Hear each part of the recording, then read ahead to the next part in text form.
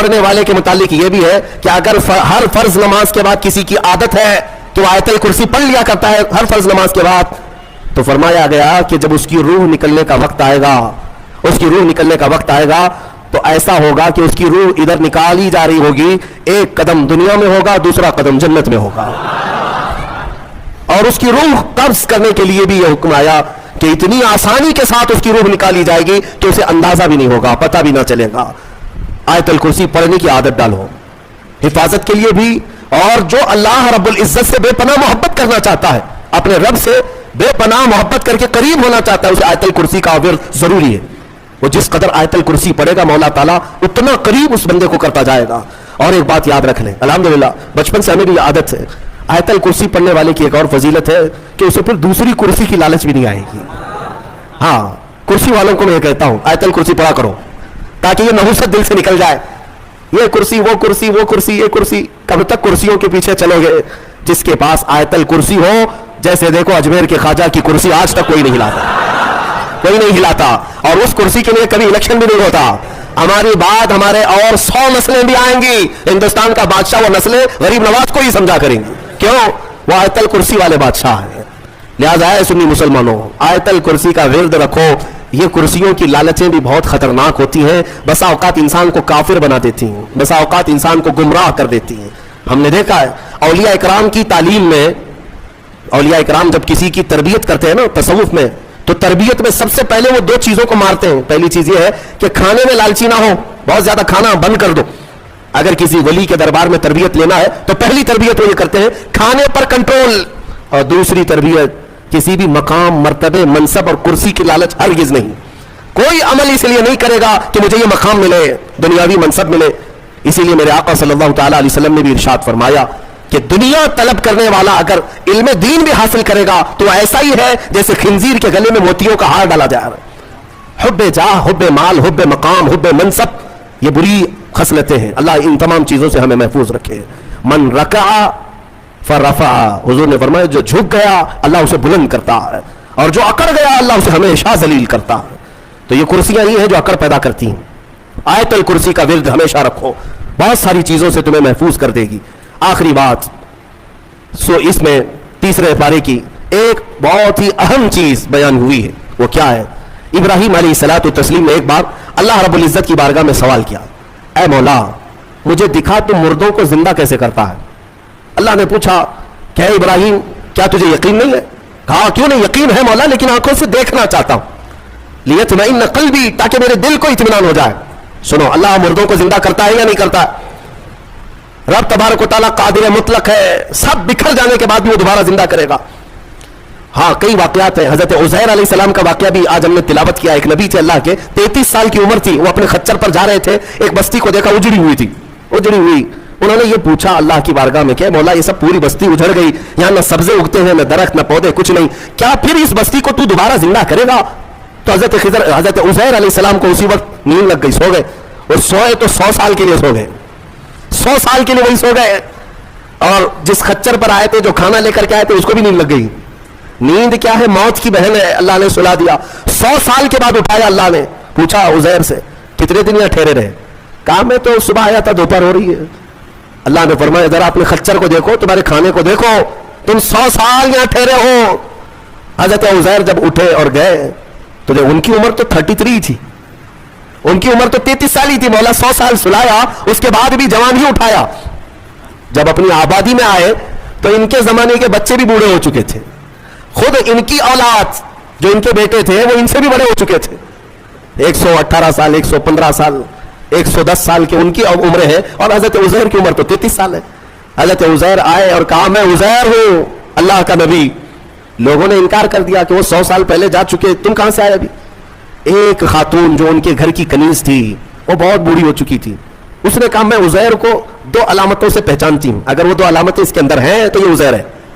Y کہا ایک تو یہ ہے کہ پورے زمانے میں تورات اگر کسی کو لفظ بلفظ یاد ہے تو صرف عزیر علیہ السلام کو، کسی کو نہیں. ایک علامت یہ ہے. دوسری یہ ہے کہ ان کی پیٹھ پر ایک نشان ہے جو کسی کے اندر نہیں ہے، وہ میں دیکھ چکی ہوں. حضرت عزیر کو جب اس بوڑھی نے یہ کہا تو حضرت عزیر علیہ السلام نے لفظ بلفظ پوری سورہ تورات سنا دی. اور ان کی پیٹھ پر وہ نشان بھی باقی تھا. تو اس خاتون نے پکار کر کہا اے لوگوں یہ اللہ کی قدرت ہے, یہی عزیر ہے جو 100 سال پہلے ہم سے بچھڑا تھا, آج مولا نے 100 سال بعد دوبارہ اسے ہمارے ہاں اٹھا کر لایا ہے. یہ واقعہ کیوں پیش آیا؟ یہ ان منکرین کو بتانے کے لیے جو یہ سمجھتے ہیں کہ موت کے بعد پھر اللہ کسی کو نہیں اٹھا سکتا, اسی لیے کچھ لوگ جلا کر راکھ کرتے ہیں, کچھ لوگ چیل کووں کو کھلا دیتے ہیں کہ مرنے کے بعد پھر پکڑ نہیں ہونی چاہیے. یہ شراب کیوں پیتا تھا, چوری کیوں کرتا تھا, کوئی ڈنڈے مارنے والا نہ ہو, ہم تو اس کو جلا کے راکھ کر چکے. مولا قرآن میں بیان فرماتا ہے جو رب ایک پانی کے قطرے سے تمہیں انسان بنا سکتا ہے, تمہاری راکھ کو جمع کر کے دوبارہ تمہیں زندہ کیوں نہیں کر سکتا؟ وہ قادر مطلق ہے, دوبارہ اٹھائے گا. ہمارا عقیدہ کیا ہے؟ موت کے بعد ہم دوبارہ ہوں گے کہ نہیں ہوں گے, لیکن اس دنیا میں نہیں, پنیہ جنم نہیں. ہاں یہ پنیہ جنم والا نہیں ہے. ہمارا جو عقیدہ ہے وہ یہ ہے کہ مریں گے یہاں, اٹھیں گے قیامت کے دن. قیامت سے پہلے پھر کسی کی آتما نہیں اٹھنے والی ہے, جس کی اٹھتی ہو بیوقوف ہے. ہاں وہ جو مشہور کرتے ہیں کہ اس کی آتما آئی, اس کی آتما آئی, کسی کی آتما نہیں آتی. ہاں یہ بات یاد رکھیں, شیطان کھیلتا ہے, روحیں جا چکی, ایک بار نکل گئی تو اب قیامت کے دن دوبارہ زندہ ہوئی. الحمدللہ ہمارا عقیدہ یہی ہے, اسلام کا عقیدہ یہ, ہم مرنے کے بعد عالم برزخ میں جاتے ہیں اور پھر مولا قیامت کے دن اٹھاتا ہے. اس سے پہلے ہمارا عقیدہ یہ نہیں کہ ہم مرنے کے بعد پھر کبھی چوہا بن کے اٹھیں گے, بلی بن کے اٹھیں گے, کتا بن کے اٹھیں گے. ہاں اچھے کام کیا تھا تو اچھا بن کے دوسرے جنم میں پیدا ہوگا, برا کام کیا تھا تو کتا بن کے جنم لے گا. یہ نہیں ہے. الحمدللہ ہمیں اللہ نے انسان بنایا تھا, انسان ہی اٹھیں گے. ہاں کتوں والا عقیدہ مت رکھو, چوہوں والا اور بلیوں والا عقیدہ مت رکھو, ہمارا یہ عقیدہ نہیں. جو بات میں عرض کر رہا تھا وہ ابراہیم علیہ السلام کی. ابراہیم علیہ السلام نے پوچھا رب سے تو کیسے زندہ کرتا ہے مرنے کے بعد؟ تو رب نے فرمایا کیا تجھے یقین نہیں؟ کہا یقین ہے, میں آنکھوں سے دیکھنا چاہتا ہوں. کہا ٹھیک ہے, 4 پرندے لے لو اور ان کو ذبح کرو اور پھر ان کو قیمہ بنا دو, چاروں کا گوشت مکس کرو اور سب ملا کر کے 4 حصے کرو, ایک حصہ اس پہاڑ پر, دوسرا اس پہاڑ پر, تیسرا اس پہاڑ پر, چوتھا اس پہاڑ پر. 4 پہاڑوں پر گوشت رکھ کر کے آؤ, یہ مکس قیمے کا, اور پھر اپنی جگہ پر کھڑے ہو جاؤ, ان پرندوں کے نام لے کر کے بلاؤ. ابراہیم علیہ السلام کو یہ پروسیس کرایا گیا. ابراہیم علیہ السلام نے کیا کیا لیے؟ ایک کوا لیا, توجہ چاہتا ہوں, کیا لیا؟ کوا لیا. دوسرا مرغا لیا, تیسرا کبوتر, چوتھا مور. 4 پرندے لیے, کوا, مرغا, کبوتر, مور. 4 پرندے لیے اور چاروں کو ذبح کیا, پھر ان کا قیمہ بنایا. گوشت سب قیمہ بنا کر مکس کیا اور 4 حصوں میں 4 پہاڑوں پر رکھ کر آئے. پھر اپنی جگہ پر آ کر کے انہیں پکارا. اللہ کے حکم سے مرغا بھی آئے, کوا بھی آئے, کبوتر بھی آئے اور مور بھی آئے. خدا کی قدرت دیکھیں, وہ قیمہ ہوا میں اڑنے لگا اور جس جس پرندے کا جو گوشت تھا وہ اپنے اپنے جسم میں ملنے لگا, اور پھر ان کی جو منڈیاں تھی, منہ, وہ ابراہیم علیہ السلام کے پاس تھی. دھڑ صرف تنہا اڑتا ہوا آیا, اپنے اپنے منہ سے جڑ گیا اور اڑ کر چلے گئے. اللہ نے اپنی قدرت کا مشاہدہ اپنے نبی کو کروایا. ابراہیم علیہ السلام, مردوں کو مولا کیسے زندہ کرتا ہے یہ نبی کو سامنے کر کے دکھایا گیا. لیکن صوفیہ کرام کی بھی ایک تعلیم ہوتی ہے. میر عبد الواحد بالگرامی رضی اللہ عنہ سبع سنابل شریف کے مصنف فرماتے ہیں ابراہیم علیہ السلام کو یہ پروسیس کیوں کرائے گا, یہ 4 پرندے آپ نے کیوں لیے؟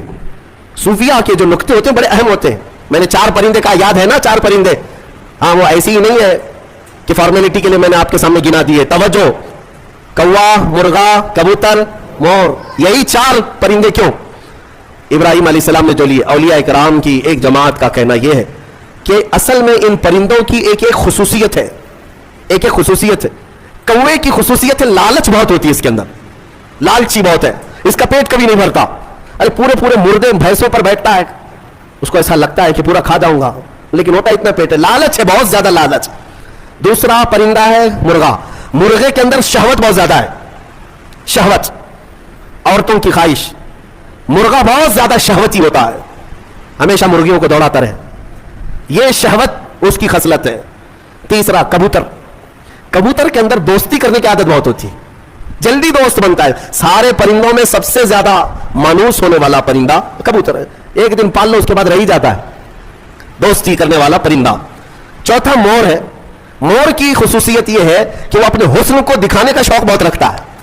4 لوگ بھی کھڑے ہو گئے تو پورے پر کھول دے گا اور ناچتا ہے تو خوبصورت, لیکن دکھانے کی خواہش زیادہ ہے, ریاکاری, اپنے حسن کا مظاہرہ کروانا, یہ مور کی عادت ہے.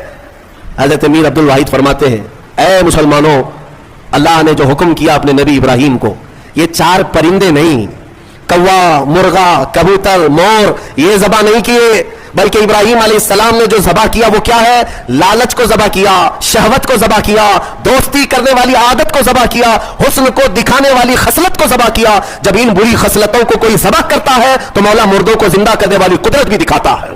یہ ہے اصل۔ اگر آج بھی رب تعالیٰ کی قدرت کے مشاہدے چاہتے ہو کہ آنکھوں سے ہم بھی کچھ دیکھ سکے، ان 4 عادتوں کو ذبح کرو۔ پہلے ذبح کرو۔ ذبح کرنے کا مطلب یہ لالچ ختم ہو جائے، شہوت ختم ہو جائے، دوستی کرنے کی عادت۔ کچھ لوگوں کو ایسا لگ رہا ہوگا سارے دوستوں کو برا کہہ رہے ہیں، نہیں، دوست بناؤ اچھے، وہ دوست جو تمہیں اللہ سے قریب کرے۔ ورنہ قرآن میں ہے کئی لوگ ایسے ہوں گے جو قیامت کے دن یہ پکاریں گے، 19ویں پارے کی آیت ہے، یا ویلتا لیتنی لم اتخذ فلانا خلیلا، اے کاش میں فلاں کو دوست نہیں بنایا ہوتا تو کتنا اچھا ہوتا، میں جہنم میں نہیں جاتا۔ کئی لوگ ایسے ہوں گے صرف دوستی کی وجہ سے دوزخ میں جا رہے ہوں گے، دوستی کی وجہ سے۔ تم کیا سمجھتے ہو ارے غیر سب سے دوستی کر لینا چاہیے؟ دوست اگر کسی کا برا ہے تو وہ تمہیں جہنم تک لے جا سکتا ہے۔ اسی لیے ہر ارے غیر نتھو خیرے سے دوستی مومن کی شان نہیں ہے۔ وہ دوستی بھی اس سے کرتا ہے جو اسے اللہ سے قریب کرے اور اپنے مصطفیٰ سے قریب کرے، وہ دوست ہے۔ اور حسن کے اظہار کی عادت یہ ریاکاری ہے، اس سے بھی اللہ تعالی ہم سب کی حفاظت فرمائے۔ میں سب آیتیں بیان کرتا جاؤں، رات نکلتی جائے گی، ویسے وقت دامکل کی قلت دامنگیر ہر دن رہتی ہے۔ اللہ تبارک و تعالی ہم سب کو کہنے سننے سے زیادہ عمل کی توفیق عطا فرمائے۔ مولا قرآن کی تفسیر پر ہم سب کو عمل کی توفیق عطا فرمائے۔